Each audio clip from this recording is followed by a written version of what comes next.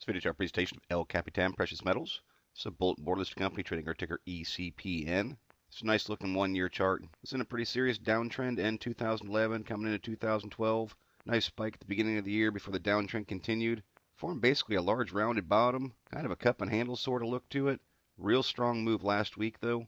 Running from around 30 cents up to 45 cents. Large 50% climb. It's hitting its head on some resistance right there at 45. I think this is worth keeping an eye on to see what to look for if it can blow through 45 cents. Now, as kind of expected, nice upward trend that's been going on. Sharp move right through here when the stock broke out from a quarter. But as always, I think important things to note. The upward trend that was coming into it, the break of zero, the price per share taking off. Things that we always look for, the classic divergences that drop hints that a larger move may be coming. Similar with the percentage price oscillator, PPO. Sharp upward move, break through zero. Still holding a very bullish position. ADX just tearing upward on the breakout. A lot of strength of the direction of the movement. MFIs still holding over top of 50. Don't want to see the money flow index up above 50 to show that people are paying higher prices to acquire the stock.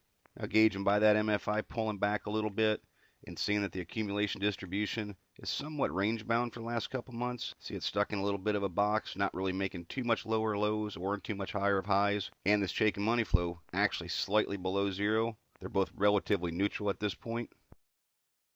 CCI per definition, the break of 100 is the buy point, and it's not a sell unless it breaks back down through 100.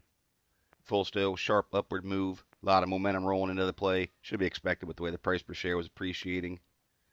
Tricks, triple exponentially smooth gauge of trend. Nice upward path it's been on, holding over top of zero. Again, that's a bullish position. RSIs, they're a gauge of momentum. Really just puttering right there around 50. But again, holding the upper half, showing that a bullish momentum was really starting to take hold right through here. Where the components that I use this indicator were holding the upper half. It's signaling bullish momentum in the play. And even on the pullback from those highs in that run, see the red and gold line longer term RSIs basically held over top of 50, and that's a really good sign. As the price came down and just about bounced right off a common area of support. Now what I'd look for from this point forward is I think that there's a pretty strong area of support right through there around 31 cents. The 200-day moving average is right there. The 50-day moving average is just below that, but it's dynamic and rising. It will stay on its current course and break through the 200-day, drop what's called a golden cross. It's a bullish indication. The most bullish of charts are trending over top of the 50 and 200-day moving averages. So if this pulls back on any sort of deep pullback, that would be a key area for me I want to see hold.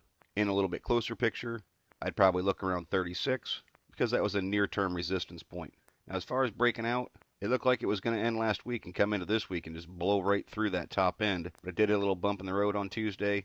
511,000 shares traded, closed down 4.5%. I'm going to be looking for it to close above 45. If the more volume, the better to break out, because I don't see it meeting any more resistance until up near 52, which is a nice 7-cent gain.